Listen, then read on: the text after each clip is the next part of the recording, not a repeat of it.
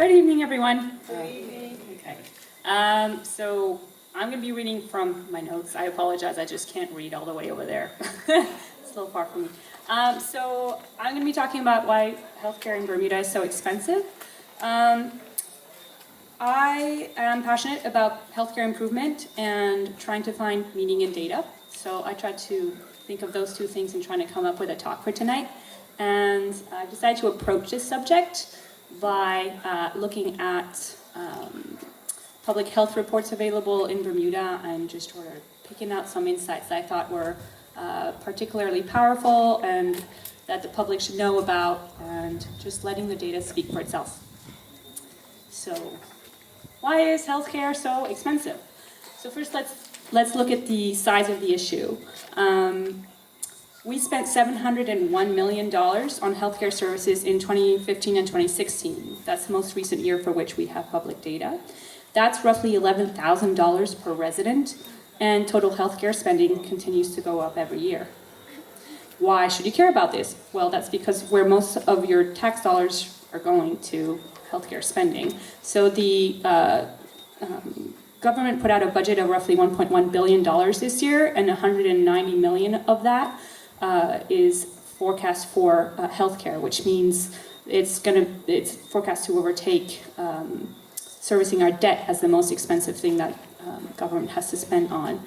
If we look at what makes up healthcare spending, we spend most of our healthcare dollars on the hospital, and you can see all of the other tranches here. Local prescription drugs and providers are about a quarter, and the rest are on admin costs and overseas care. So are we getting our money's worth? Well, if we look at how we do compared to other countries, our life expectancy is about 81 years for $11,000 per resident, and most of the OECD is around 80 to 84-year life expectancy, spending $3,000 to $6,000 per healthcare resident. Some inconvenient truths that factor into our spending. 3 out of 4 adults here are overweight or obese. Obesity leads to diseases like diabetes, heart disease, and kidney disease, and 35 to 50% of adults here have at least one of these conditions. These are issues everywhere in the world, but how do we compare globally? Well, we have the highest obesity rate in the world. Bermuda is the blue line down at the end, and the OECD average is down the middle. And we also have among the highest rates of diabetes in the world, about 14% of our population. Poor health leads to more hospitalizations. If you look at the top reasons we use our hospital here, they're heart failure, hip and knee ailments, kidney failure, stroke, heart attacks, pneumonia, and other respiratory ailments.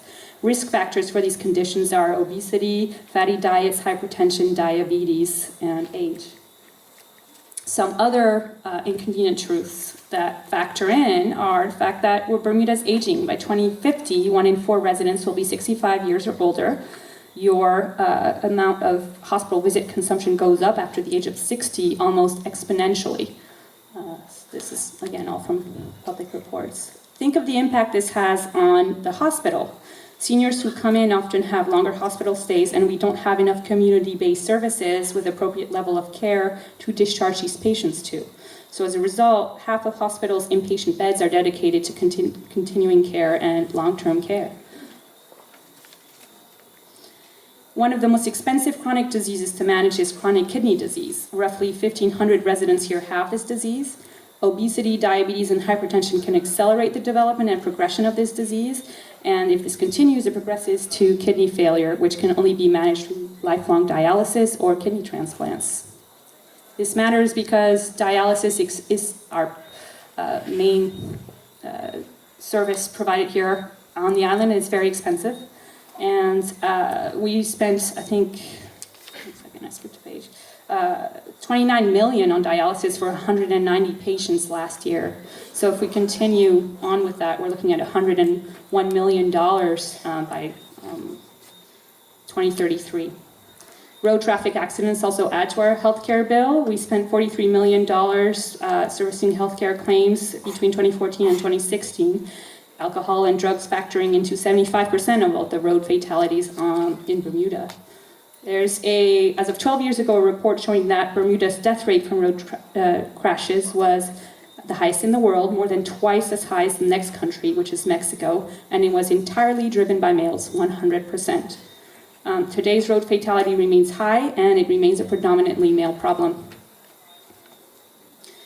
If we look at what overseas care reports are available, they highlight what service gaps we have here at home. Most of the top diagnoses that are treated overseas have to do with cancer-related care and other specialist care. There's only so many services that you can provide on a small island. So how does health spending translate into high prices? Some basics on Bermuda's health financing model. When a patient receives care, the bill is covered by your insurance provider or a government subsidy for either seniors or something like it, or out-of-pocket payment.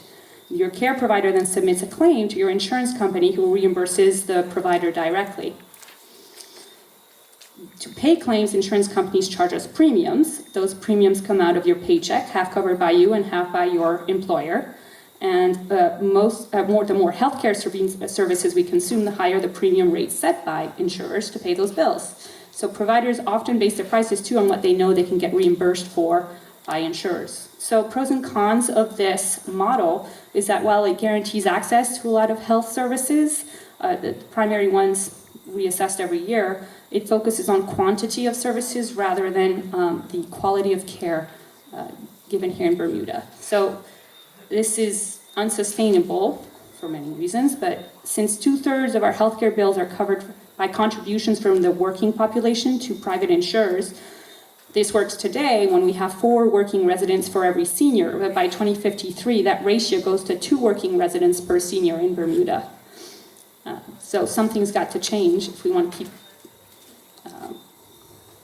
paying our bills. So what's the point? My conclusion, I suppose, to this question is that healthcare is expensive because the system incentivizes providers and consumers to use more healthcare, which in turn drives up premiums. Also, consumers need to do their part to live healthier and more active lifestyles. Thank you. Thank you, Laure. That was very good. Do we have questions? Yes.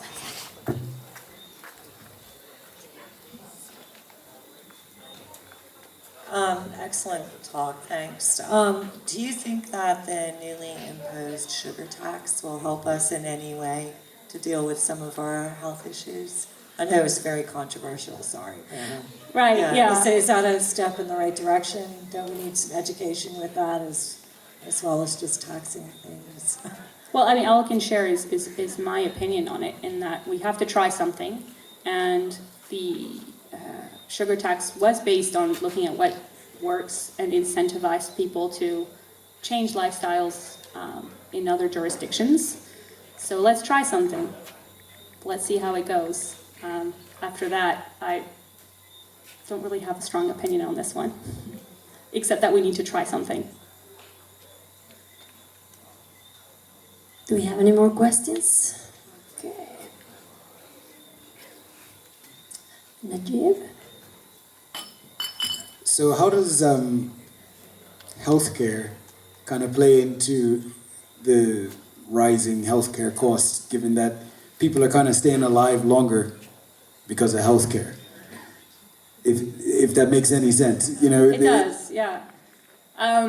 Well, that's very good. So my last slide on. So could crappier healthcare help? Crappier healthcare help. You know what? I think that's a rhetorical question, and I think I'd rather leave that to everybody to ponder on, rather than it's not really one that I can address.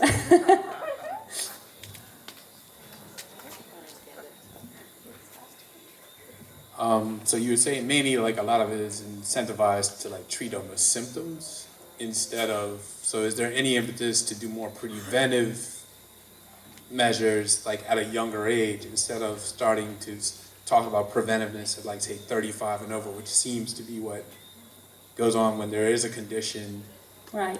with people more?